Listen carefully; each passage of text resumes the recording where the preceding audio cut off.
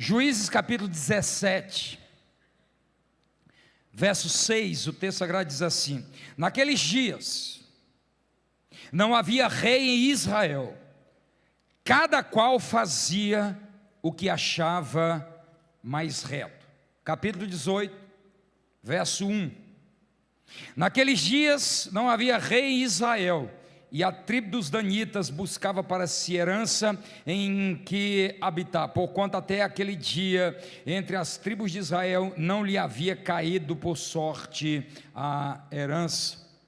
Capítulo 19, verso de número 1: naqueles dias em que não havia rei em Israel, houve um homem levita que, peregrinando nos longes da região montanhosa de Efraim, tomou para si uma concubina de Belém de Judá. E o último versículo do capítulo 21 de Juízes, o último versículo do livro de Juízes: naqueles dias não havia rei em Israel, cada um fazia o que achava mais reto.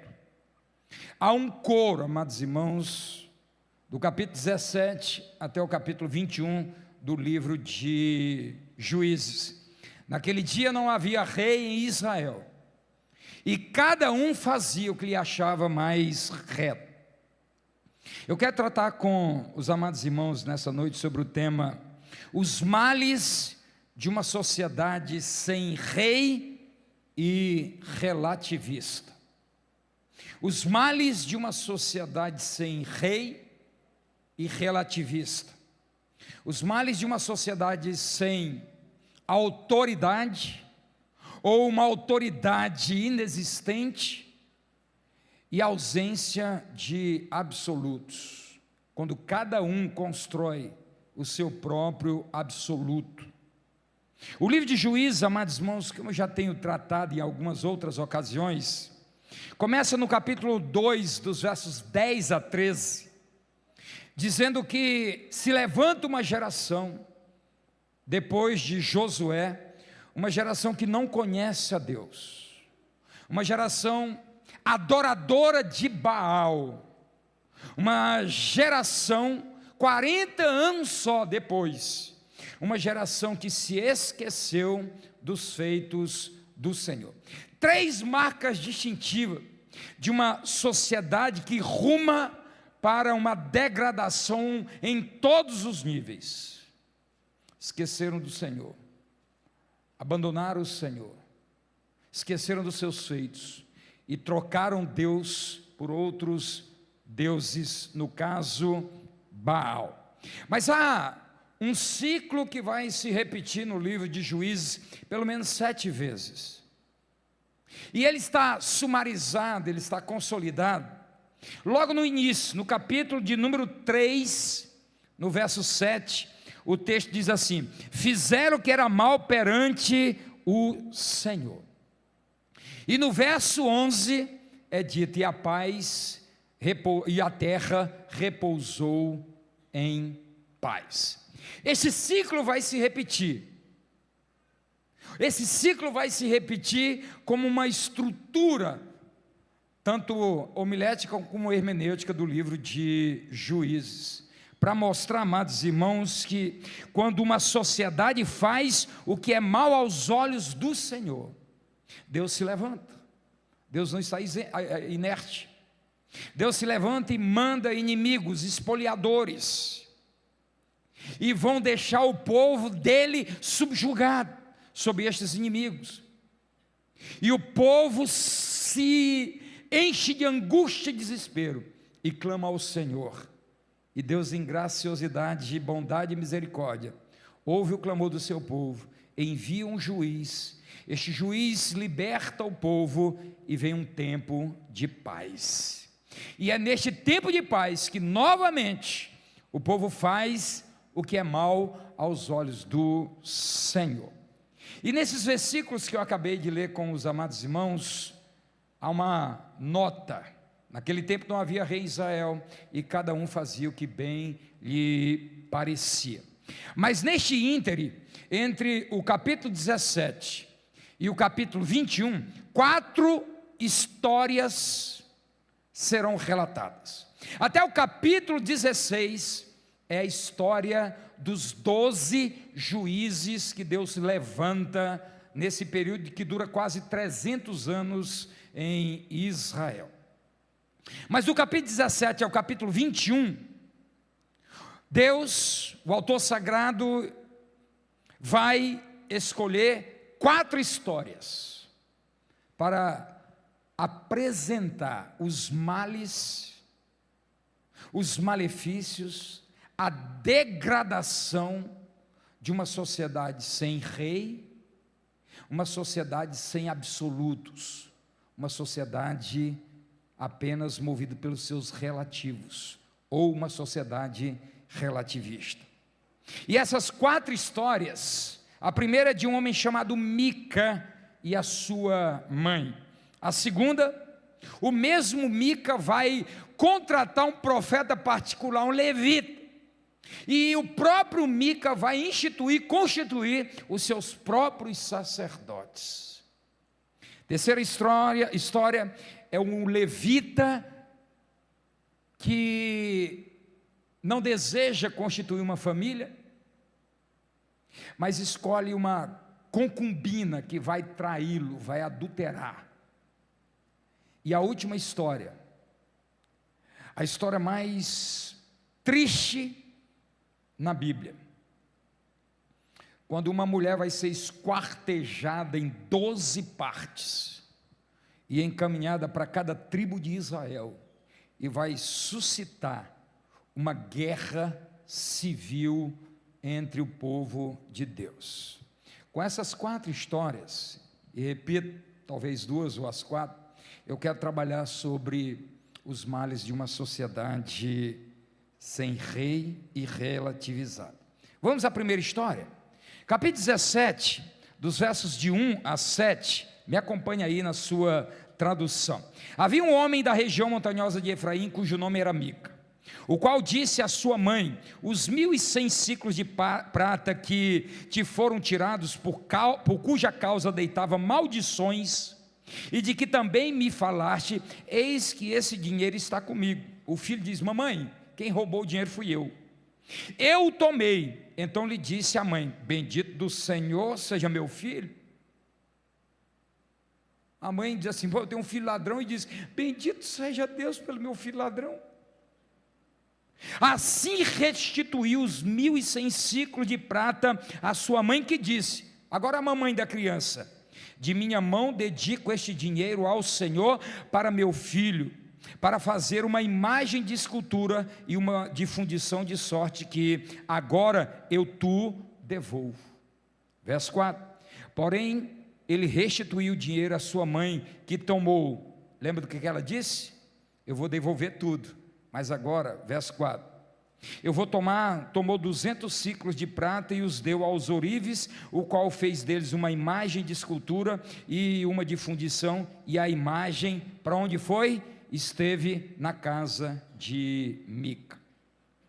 Essa história sinistra de uma mãe e deste filho traz algumas características e algumas lições que deixam claro o que acontece quando uma sociedade, e quando eu digo sociedade, eu gostaria que os irmãos, mesmo que não desejassem, o façam no contexto em que nós estamos vivendo, no nosso caso, país Brasil. O que acontece numa sociedade sem Deus e relativa, a partir desta história?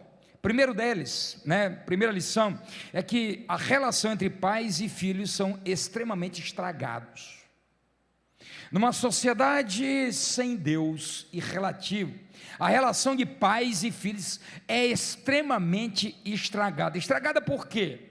Porque diz o texto sagrado que o filho rouba 1.100 moedas de prata da sua mãe, mas só devolve por ouvir falar que a sua mãe amaldiçoou o ladrão. Quando Mica fica sabendo que a sua mãe amaldiçoou o ladrão, ele diz: mamãe, fui eu. Aí a mãe diz: bendito do meu filho, bendito do Senhor seja o meu filho. Mas o que você vai ver é que, por outro lado, a mãe não disciplina o seu filho. Ao contrário, diz: bendito do Senhor. Note que Mica não se arrepende por ter roubado a própria mãe. Ele fica com medo da maldição. Numa sociedade sem rei, numa sociedade em que os absolutos deixam de existir, a relação entre pais e filhos são movidas por medos, ausências de disciplinas. Mica, ao saber que ele roubou, a mãe pensa que pode haver restauração sem arrependimento. Mamãe, fui eu que roubei, está aqui o dinheiro. E a mãe diz: bendito do Senhor seja o meu filho. Eu acredito, amados irmãos, com uma luz que ilumina os meus olhos, que a mãe de Mica continua presente em algumas igrejas e em algumas famílias. Porque sabem o que os filhos estão fazendo, não os disciplina, mas, mais do que isso, estão acreditando que pode haver mudança de vida sem arrependimento. Mica só devolve o dinheiro com medo da maldição que a sua mãe impõe sobre o ladrão. Onde está o pai deste menino? Viúva ela não é. Portanto, numa sociedade sem rei e sem absolutos, pais ausentes, famílias disfuncionais, Micas ladrões, mães bonachonas, imaginando que filhos podem ser transformados, restaurados, sem arrependimento. E vocês vão ver o que Mica ainda vai fazer. Numa sociedade sem rei e relativa,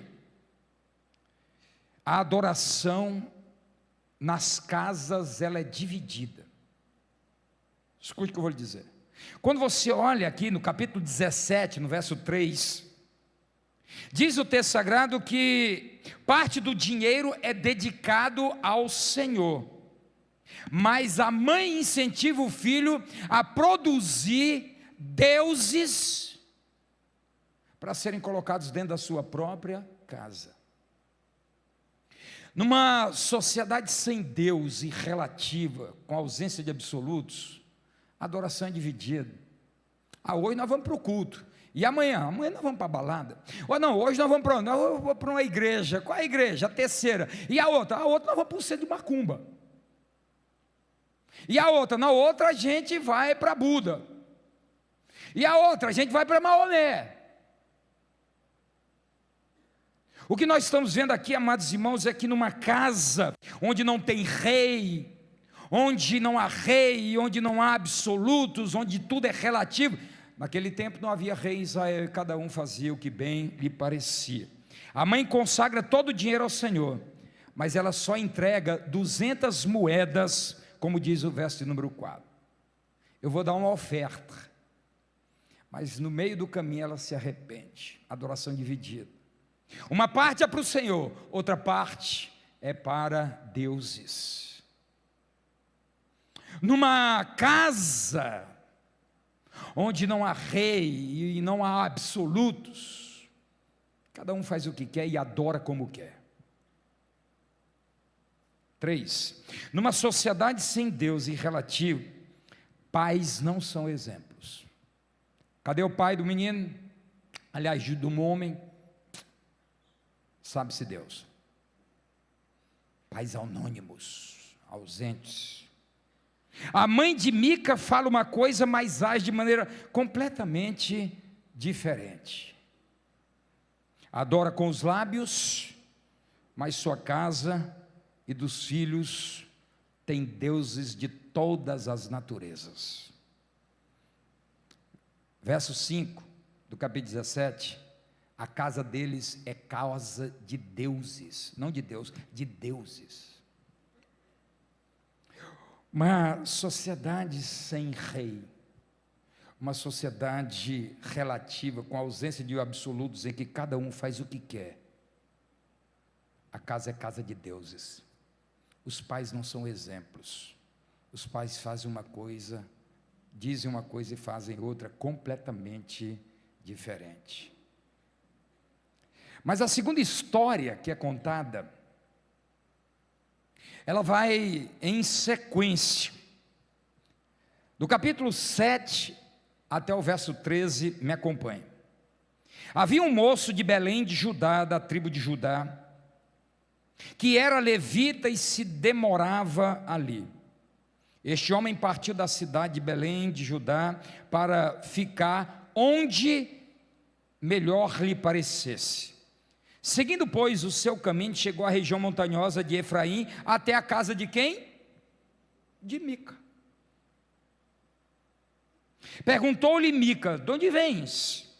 Ele lhe respondeu: sou levita, de Belém de Judá, e vou ficar onde melhor me parecer. Só um parêntese. Vocacionado que não sabe para onde ir e o que fazer. Então lhe disse Mica: fica comigo e sê-me por pai e sacerdote. Meu pai, meu profeta, meu sacerdote particular. E cada ano te darei 10 ciclos de prata, o vestuário e o sustento. O levita entrou e consentiu em ficar com aquele homem, e o moço lhe foi como um de seus filhos. Consagrou Mica ao moço levita: eu vou consagrar meu próprio profeta, meu próprio sacerdote, que lhe passou a ser sacerdote, diz o texto, e ficou em casa de Mica. Então disse Mica: sei agora que o Senhor me fará bem, porquanto tenho um levita particular por sacerdote. O que é essa história doida de um cara vocacionado que troca ministério por dinheiro e passa a ser profeta particular de um adorador de deuses, tem a nos ensinar acerca de uma sociedade sem rei e de relativos? Naquele tempo não havia rei em Israel, cada um fazia o que lhe bem parecia. Numa sociedade sem Deus e relativos, sacerdotes são particulares e têm preço. Eu acho que só aqui nós poderíamos nos deter algum tempo, porque não são poucos de vocês que sabem que se alguns ouvirem que tem um vento de um profeta, de alguém numa cidade, ou num lugar, ou numa igreja, acorrem-se multidões para ouvi-los. Só que alguns têm preço. Numa sociedade sem rei e de relativos, os sacerdotes, os profetas são particulares e tem preço fixo. Mica ficou, olha só que coisa louca, ele primeiro consagra os seus próprios filhos como sacerdotes, verso 5, depois contrata o seu próprio sacerdote, e ainda diz: agora Deus vai me abençoar, porque eu tenho um profeta de estimação, eu pago para ele, ele vai falar só o que eu quero ouvir. Isso soa estranho para você nos dias de hoje? Cá para nós, irmãos. Mas ainda você vai ver, amados irmãos, que nesta segunda história louca, uma sociedade sem Deus e relativa, a religião ela é caseira. Ela não é denominacional, ela é caseira. Deus é moldado por Mica e sua mãe, e depois é moldada pelos próprios filhos de Mica, que são consagrados sacerdotes por ele, sem autorização nenhuma da lei. Consagra, a bel prazer. A religião passa a ser caseira. Não precisava mais as pessoas irem a Siló, que era o centro de adoração. Para que ir em igreja? Nós temos o nosso sacerdote, nós temos o nosso lugar de adoração, nós temos os nossos levitas, nós temos os nossos sacerdotes. Sabe qual é um dos pressupostos da chamada igreja emergente? Que nós temos um cara que vende livros aos milhões aqui no Brasil, Brian McLaren. Um dos pressupostos é que você não precisa de igreja institucionalizada. Você não precisa de um pastor. Você não precisa de igreja. A igreja é a sua casa, é onde você está, você não precisa de ninguém. Você pode escolher seus sacerdotes, você pode escolher os seus profetas. Naquele tempo não havia rei em Israel, e cada um fazia o que bem lhe parecia.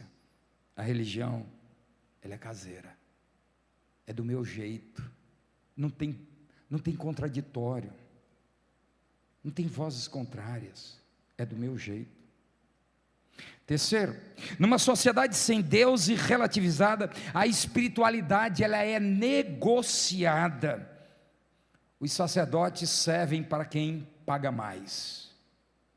Para onde você vai? Cara, eu estou indo por aí. Você sabe para onde ir? Não. Mas eu vou ficar onde paga mais. Mica diz, você é o quê? Sou levita. Cara, eu tenho uma proposta para ti, fica comigo aqui, eu te dou um salário. Diz, opa, achei o lugar. Só que vocês vão ver o que esse cara vai fazer depois.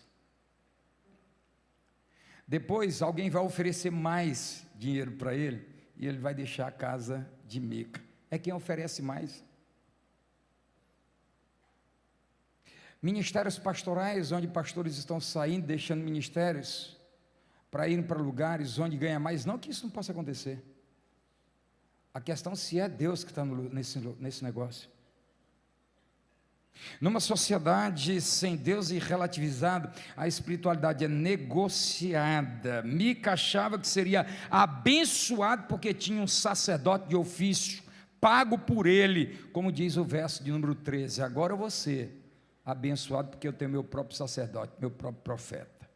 Por outro lado, o sacerdote, o levita, tinha preço fixo, tinha salário, servia a quem pagava mais.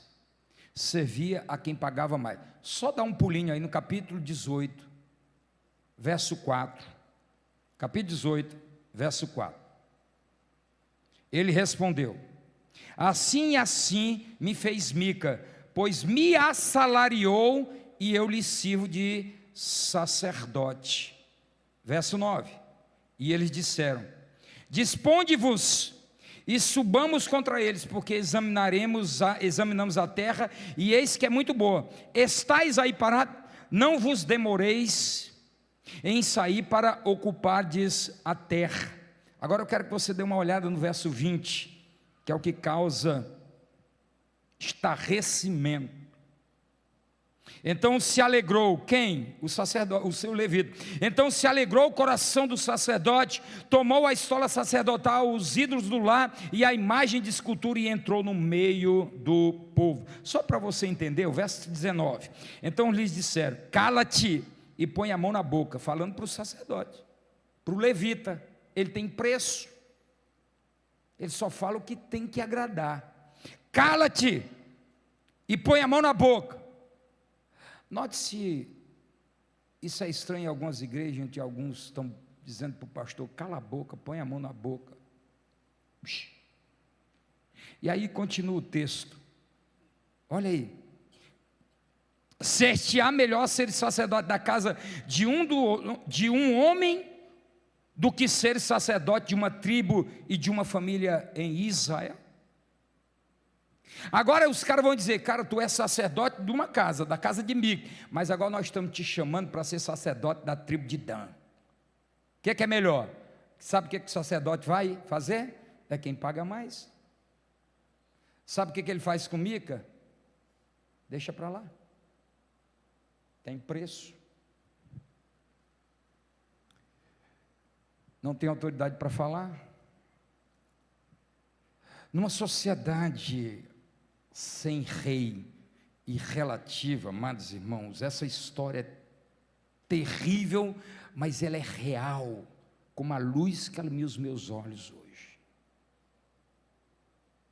Eu preguei para dezenas e dezenas de pastores nesses últimos dias.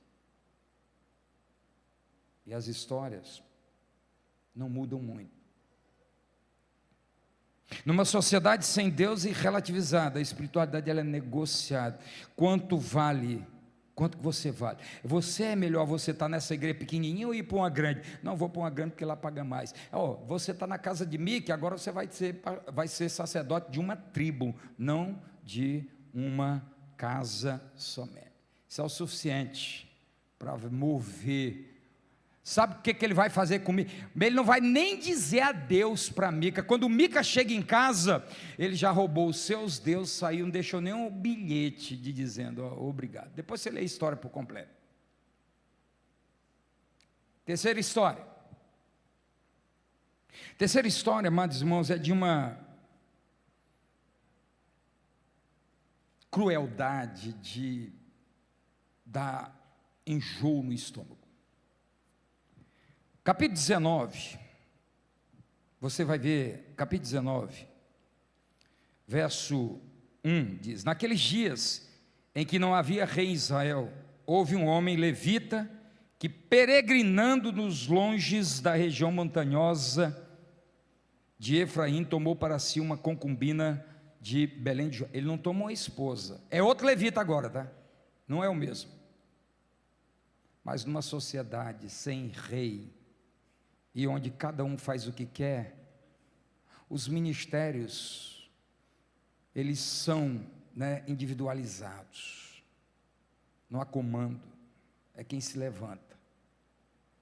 Você vai ver agora, e olha o verso 27, que eu vou tentar sumarizar a história, capítulo 19, verso 27, levantando-se pela manhã, o seu senhor abriu as portas da casa, e saindo a seguir o seu caminho, eis que a mulher, sua concubina, jazia à porta da casa com as mãos sobre o limiar. E lhe disse, o levita: levanta-te e vamos. Porém ela não respondeu. Então o homem a pôs sobre o jumento, dispôs-se e foi para a sua casa. Chegando à casa, tomou de um cutelo, de uma faca, e pegando a concubina, a despedaçou por seus ossos como um açougueiro, em 12 partes, e as enviou por todos os limites de Israel. Cada um que a isso presenciava aos outros dizia: nunca tal se fez, nem se viu desde o dia em que os filhos de Israel subiram da terra do Egito até o dia de hoje. Ponderai nisso e considerai e falai. Como é que essa coisa acontece? O que você vai ver na sequência é que o levita, primeiro, não tinha uma esposa, ele tinha uma amante. O pastor não tinha uma esposa, ele tinha uma amante. Ele toma uma amante, ele toma uma concubina, ele não toma uma esposa. Numa sociedade sem rei e relativizada, o casamento ele é banalizado. O levita, esse homem que deveria ser exemplo da tribo de Levi, os únicos que poderiam ser ordenados, ele agora não toma uma esposa, ele toma um amante, ele pega uma concubina. Dito de outra maneira, amados irmãos, uma serva sexual, um objeto sexual. Quem faz isso? Um levita. Mas a coisa piora, porque você vai agora no verso 2 do capítulo 19, e no verso 10, me acompanhe por gentileza. Porém ela, a concubina, porém ela, aborrecendo-se dele, o deixou, tornou para a casa de seu pai em Belém de Judá, e lá esteve os dias de 4 meses. Verso 10. Porém o homem não quis passar ali a noite, mas levantou-se, partiu e veio até a altura de Jebus, que era a antiga Jerusalém.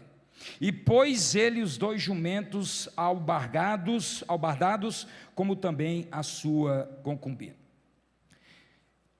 Quando este levita sabe que a sua mulher o deixou, porque ela vai embora sem falar nada. Mas sabe por que ela vai embora? Porque o traiu. A revista atualizada não traduz melhor o original. Se você for na NVI, você vai ver que ela literalmente o traiu. Foi infiel. E ela vai para a casa do pai. E passa lá 4 meses. E o levita vai lá e passa alguns dias na casa do sogro, e ele quer ir embora, o sogro, fica mais um pouco, não, fica mais um pouco, fica mais um pouco, no quarto diz, não, ele tem que ir embora. E leva a concubina que o traiu, uma adúltera, não fala nada, como se absolutamente nada tivesse acontecido. Numa sociedade, amados irmãos, sem rei e relativizado, a imoralidade campeia entre os cônjuges. A concubina, e ele deveria ter tomado conhecimento disso, a concubina o trai. No verso 2, quem tem a NVI, compara aí, diz que ela agiu como prostituta. Ela lhe foi infiel, diz o verso de número 2. Traiu, passa 4 meses, ele vai atrás dela como se absolutamente nada tivesse acontecido.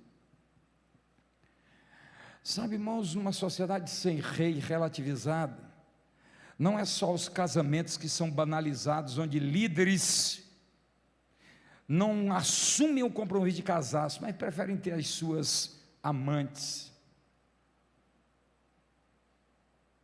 Este levita traído, passa 4 meses, tudo bem, é concubina mesmo, vai na casa do pai, não há um diálogo, não há arrependimento, e ele simplesmente coloca ela sobre um animal e retornam, e a imoralidade é colocada para debaixo do tapete. Terceiro, numa sociedade sem Deus e relativizada, os cônjuges não se respeitam.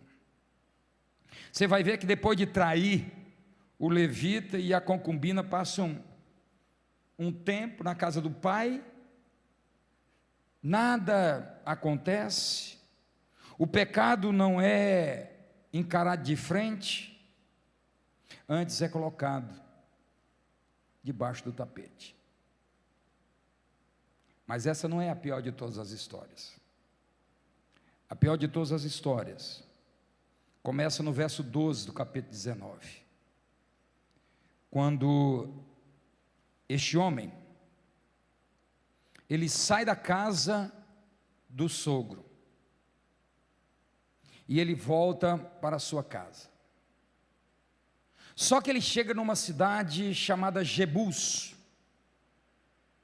É uma cidade dos inimigos. Depois Davi vai tomá-la e transformá-la na capital do Reino Unido. Mas ela é dos jebuseus. Ela é do povo inimigo de Deus. Este levita está indo com a sua esposa e diz, cara, eu não vou ficar na terra dos inimigos. E ele manda mais um pouquinho e chega numa cidade chamada Gibeá, Judá. Opa, agora eu fico mais tranquilo.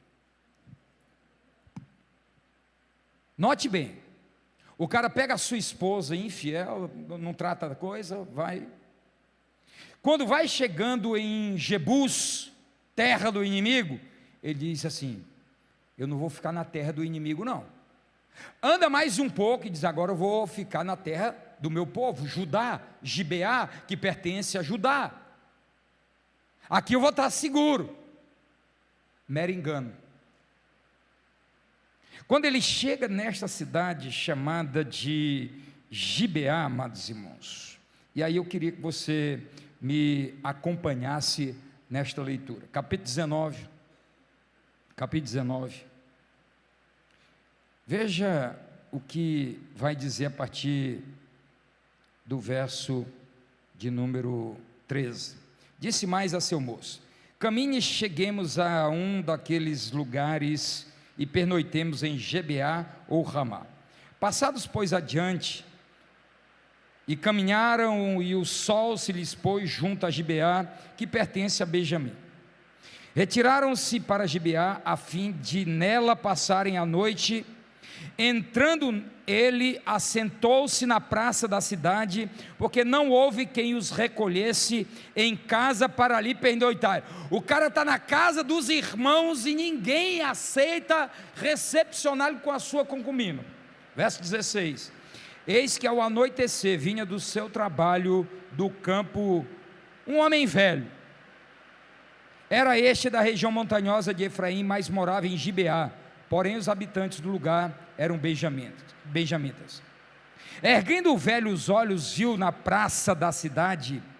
Este viajante lhe perguntou: para onde vais e de onde vens? O levita e a sua concubina.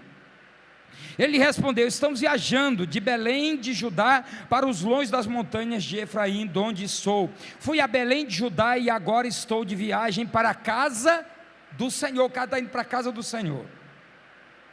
E ninguém há que me recolha em sua casa. Ainda que há palha e pasto para os nossos jumentos, e também pão e vinho para mim e para a tua serva, e para o moço que vem com os teus servos, de coisa que não há falta de nada. Verso 20: então disse o velho: Pai seja contigo, tudo quanto te vier a faltar, fique a meu cargo, tão somente não passes a noite na praça. O velhinho diz: cara, tu pensa que está no meio de irmãos, não fica na praça não, é perigoso. Verso 21: levou-o para casa e deu pasto aos jumentos, e tendo eles lavado os pés, comeram e beberam. Enquanto eles se alegravam, eis que os homens daquela cidade, filhos de Belial, malditos, malignos, cercaram a casa, batendo a porta, e falaram ao velho senhor da casa, dizendo: traze para fora o homem que entrou na tua casa, para que o estupremos, o abusemos dele. O senhor da casa saiu a ter com eles e lhes disse: não, irmãos meus, não façais semelhante mal, já que o homem está em minha casa, não façais tal loucura. Minha filha, você deve estar lembrando de uma outra história, muito parecida. Minha filha virgem e a concubina dele, trarei para fora, humilhai-as, e fazei delas o que melhor vos agrade. Porém a este homem não façais semelhante loucura. Porém aqueles homens não o quiseram ouvir. Então ele pegou da concubina do levita e entregou a eles fora, e eles a forçaram e abusaram dela toda a noite até pela manhã, e subindo a alva ao amanhecer o deixaram. Logo de manhã o levita dorme como um anjo, sabendo que a sua mulher está passando a noite inteira sendo estuprada. E a violência deste estupro é de tal ordem, que quando ele se levanta como se nada tivesse acontecido, cuidador de vida, né? Quando ele vai falar com a mulher, fala com a mulher, ela não responde, ela está morta. Ele a pega, coloca sobre o seu jumento, quando chega em casa, a esquarteja em 12 pedaços e manda para cada uma das tribos de Israel. Amados irmãos, nesta quarta história, que vai desencadear uma guerra civil entre os irmãos, algumas lições para marchar para a conclusão. A primeira delas é que numa sociedade sem Deus e relativizada, a irmandade, note bem, a irmandade e a fraternidade inexiste.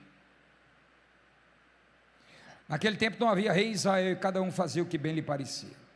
Como é que os irmãos tratavam irmãos?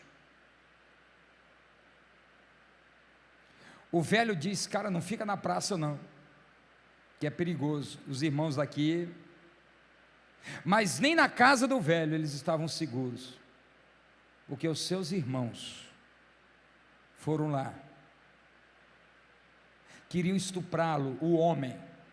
O velho dizia: eu tenho uma filha e a mulher dele, a gente entrega para vocês, vocês fazem o que quiserem.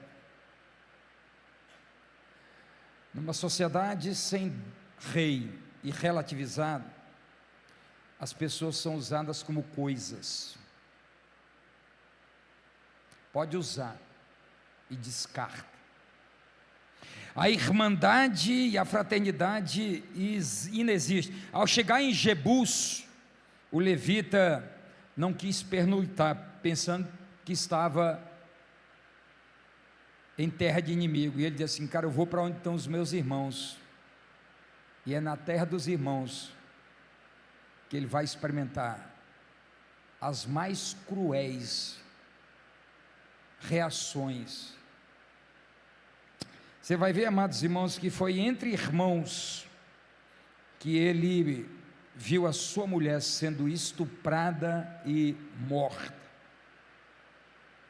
Foi entre os irmãos que ele não encontrou uma casa senão a de um velho para recepcioná-lo. Numa sociedade sem rei e relativizadas, cada um por si, nem na praça a céu aberto ele estava seguro. Era muito perigoso, mais estar entre os irmãos do que em Jebus.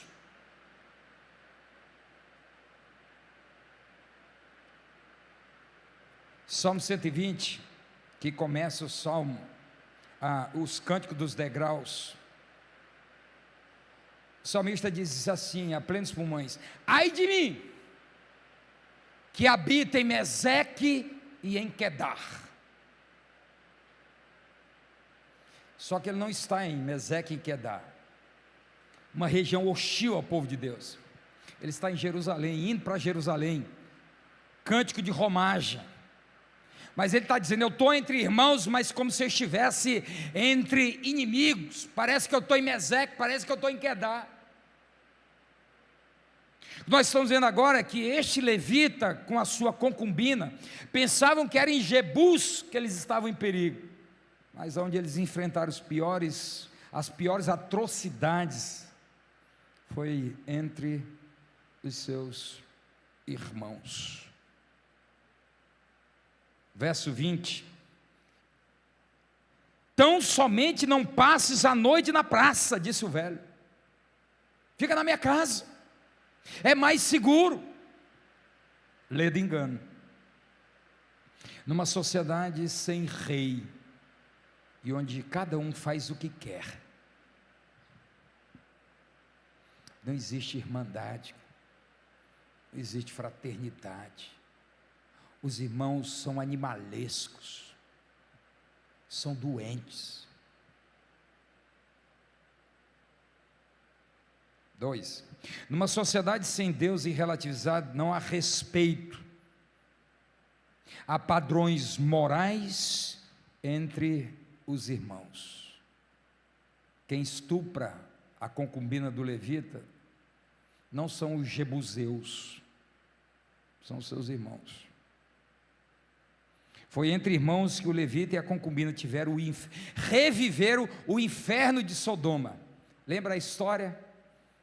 Muito parecida. É entre irmãos que este levita e a concubina vão reviver o inferno de Sodoma, vivido por Ló e as suas filhas. Só que os sodomitas foram melhores do que estes. Estes mataram, passaram a noite estuprando a mulher do levita, e quando ele vai chamá-la pela manhã, ela está morta. Verso 22 e o verso 25, amados irmãos, mostram a crueldade. Porém, aqueles homens não quiseram ouvir. Verso 25: Então ele pegou da concubina do levita e entregou a eles fora. E eles a forçaram e abusaram dela toda a noite, até pela manhã, e subindo a alva a deixaram. E quando o levita se levanta e vai falar com ela, ela já está morta. 3. Numa sociedade sem Deus e relativizada, as pessoas são usadas para o próprio benefício. Depois de entregar a própria mulher, você pode imaginar, cara, o levita entrega a própria mulher sem nenhum problema, pode abusar, e vai dormir como se absolutamente nada tivesse acontecido. Numa sociedade sem Deus, sem rei, relativizado, os cônjuges não têm apreço nenhum em cuidar das suas esposas. As pessoas são usadas. Ele diz assim, ó, eu entrego e posso dormir em paz. São usadas como objeto. Numa sociedade sem rei e relativizada, as pessoas são usadas para suscitar ódios. Como assim, pastor? O que ele faz? Pega a concubina morta, corta em 12 pedaços, manda para as 12 tribos de Israel e passa a haver ódios entre os irmãos e instaura-se uma guerra civil.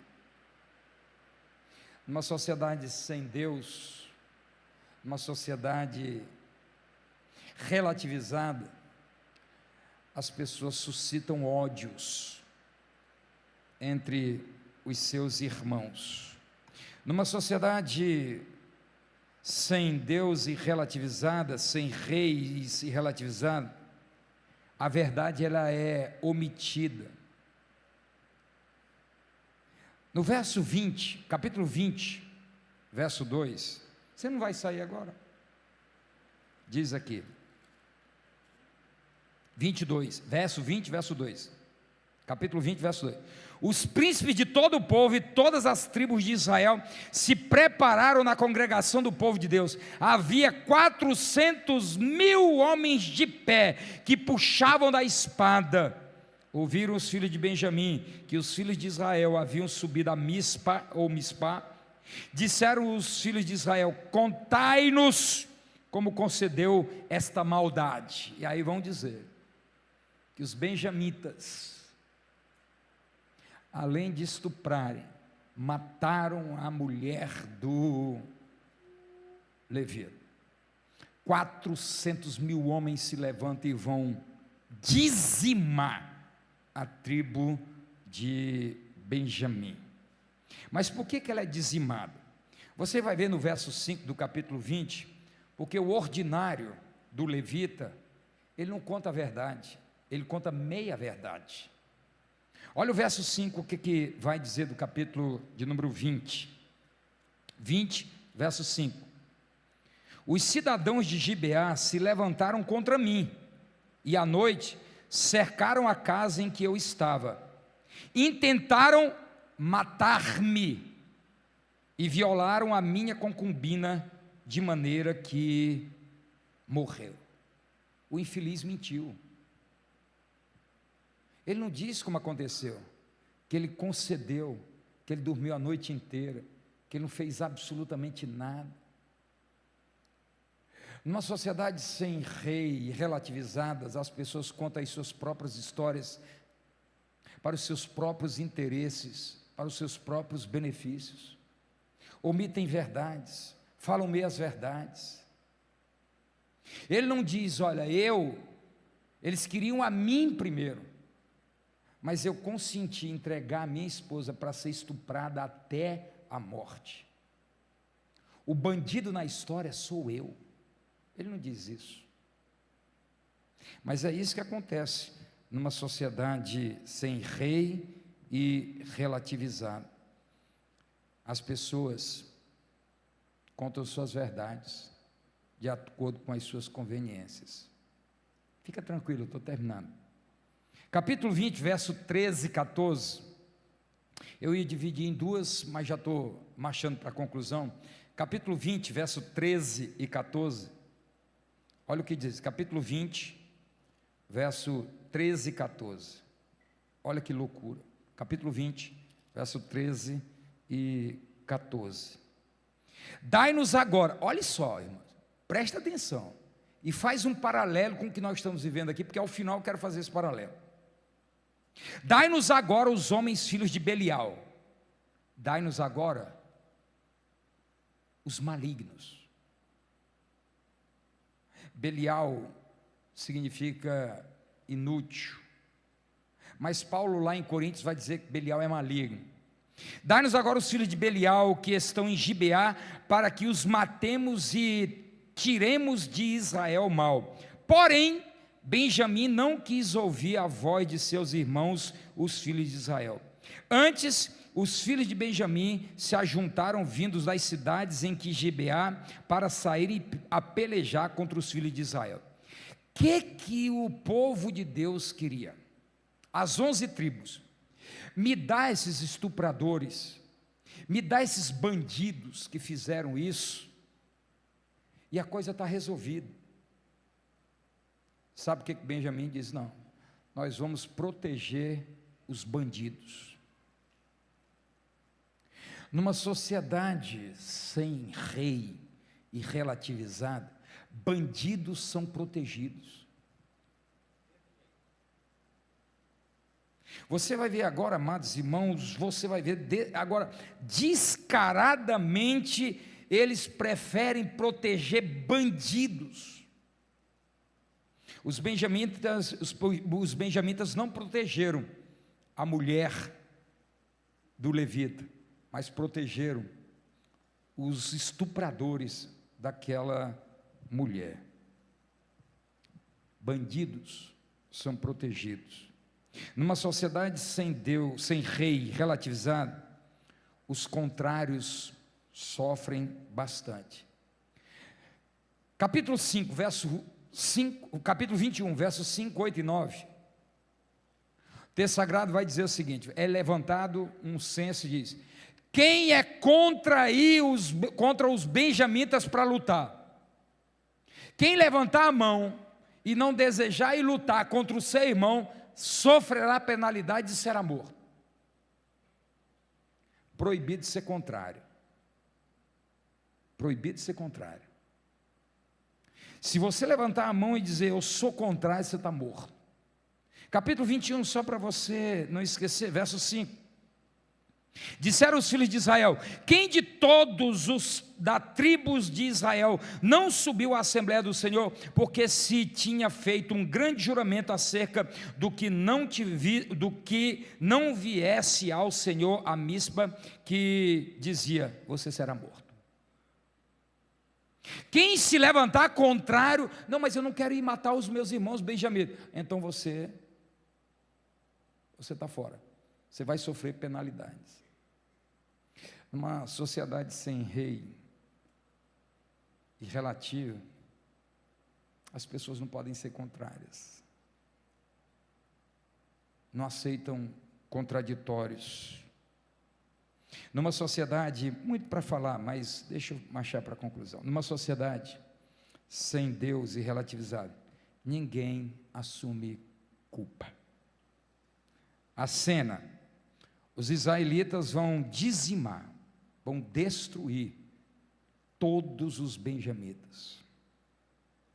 No capítulo 21, no verso 3, disseram: ah, Senhor Deus de Israel, por que sucedeu isto em Israel, que hoje lhe falte uma tribo?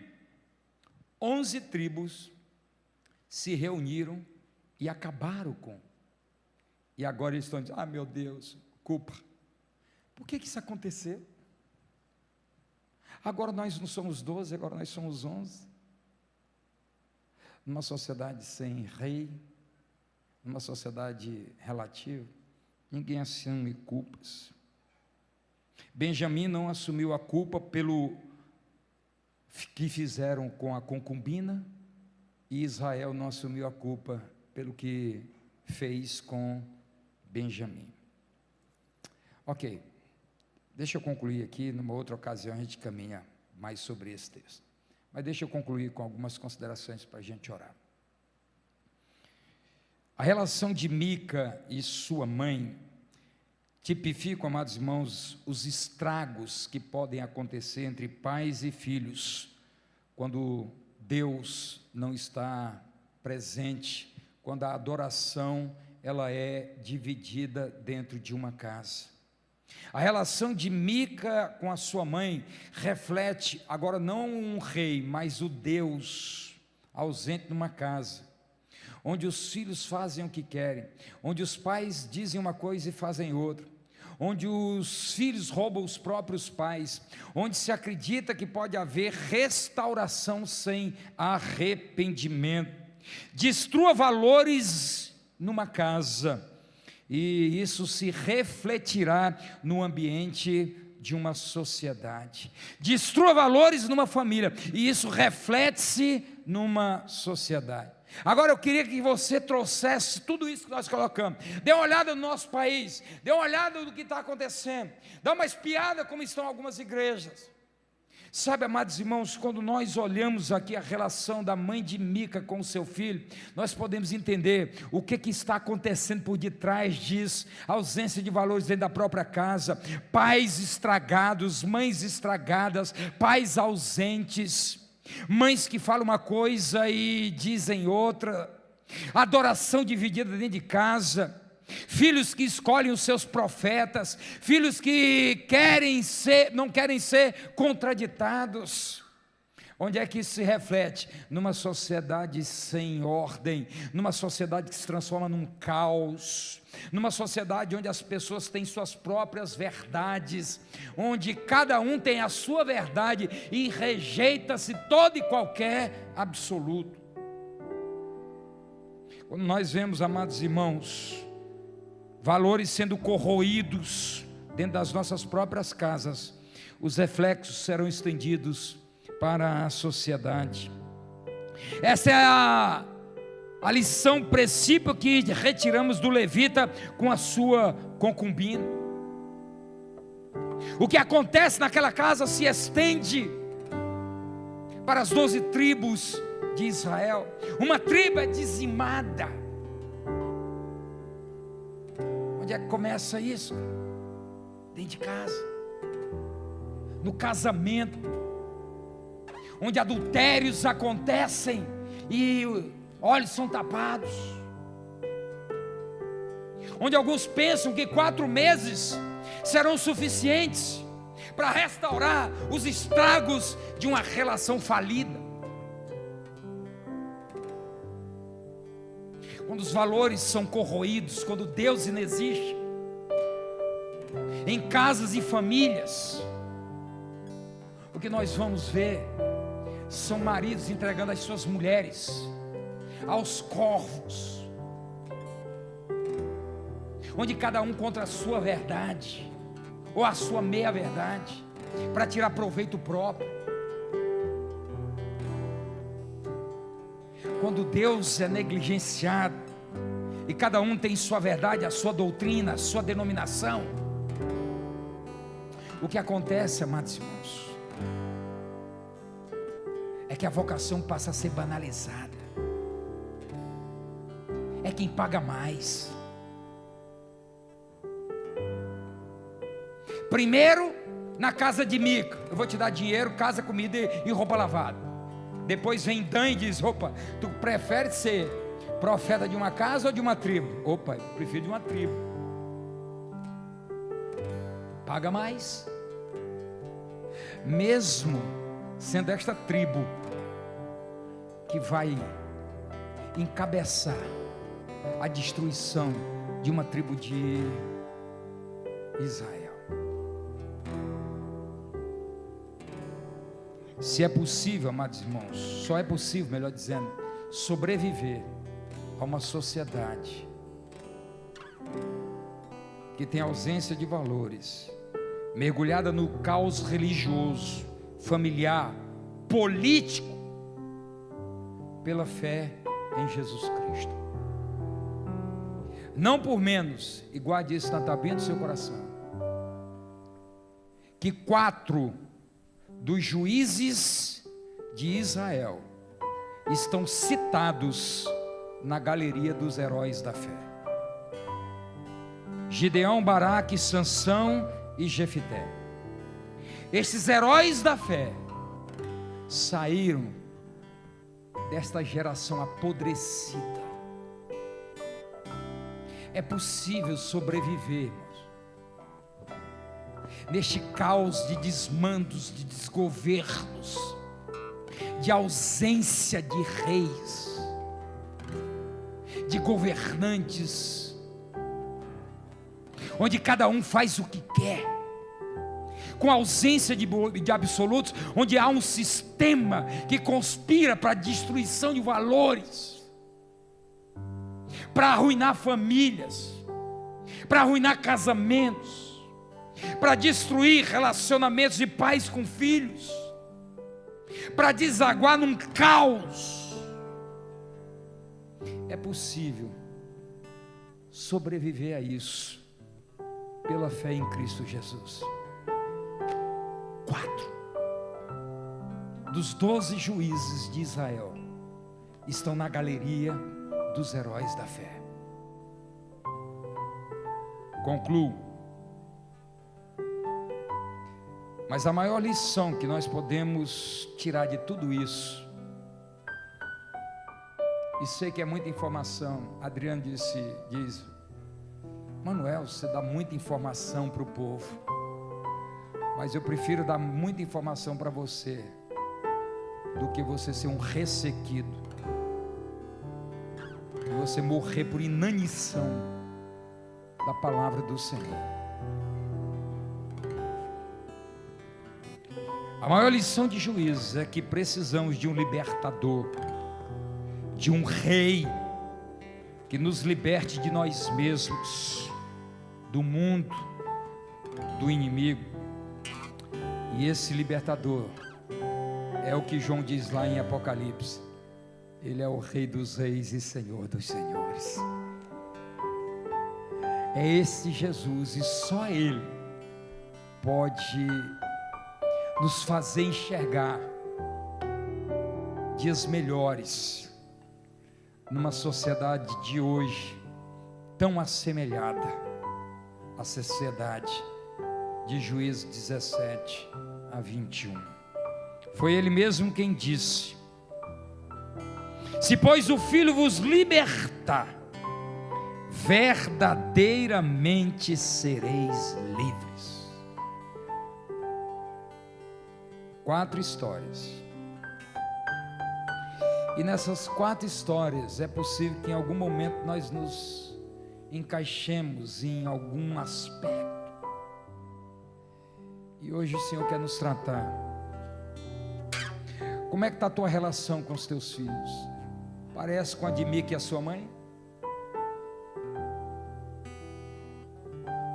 Está faltando disciplina? Você fala uma coisa e vive outra? Você permite adoração dividida? Teus filhos entram e saem com seus deusezinhos? Você aplaude os filhos? Porque eles têm mais medo de maldição do que viver uma vida santa com o Senhor?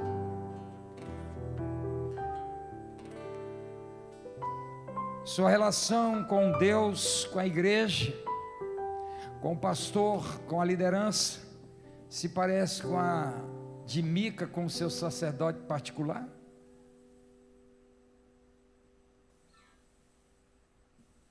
Tem preço fixo? Cala a boca, eu te pus aí, a igreja te paga, não é para isso? Mica diz: agora você é meu.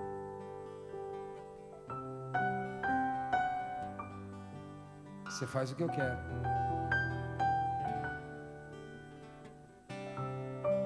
O sacerdote e a sua concubina, os relacionamentos conjugais a respeito, o pecado está sendo colocado debaixo do tapete. Você acha que o tempo vai resolver essa situação? Isso é numa sociedade onde Deus não está, onde não tem rei, cada um faz o que quer. Sua mulher é vista apenas como objeto sexual? Você consegue dormir em paz sabendo que sua mulher está sofrendo? Você se contenta com meias verdades? Você se contenta em falar suas historinhas de acordo com a sua conveniência e não olhando todos os fatos? O levita omitiu um pequeno detalhe de que o bandido era ele, que não fez nada quando viu sua mulher sendo estuprada até a morte.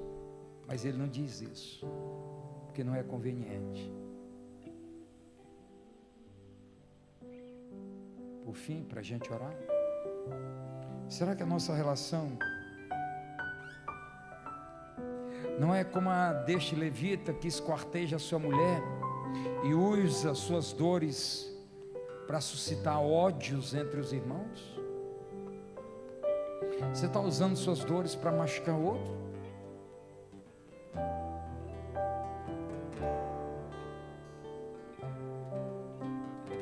É mais fácil jogar a culpa nos outros, né? Ó Deus, por que isso aconteceu?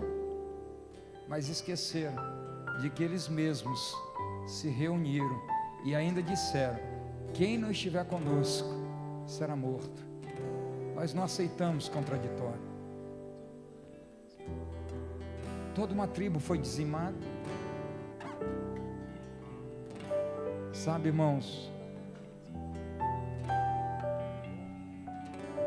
não é essa igreja que a gente sonha, não é esse país que nós sonhamos, mas isso só pode ser mudado quando o Senhor dos Senhores e Rei dos Reis for de fato o nosso Senhor. Quando nós deixarmos os nossos relativismos e nos voltarmos para os absolutos de Deus, para os absolutos da palavra do Senhor. Se coloquem